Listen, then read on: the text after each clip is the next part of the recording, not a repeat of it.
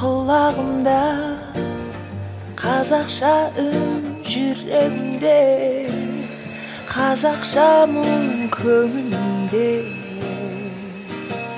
қазақша сыр, қиялымда қазақша жыр, мінезімде қазақы қыр болмысында қазақы. Терезенің тең, артық емес кем.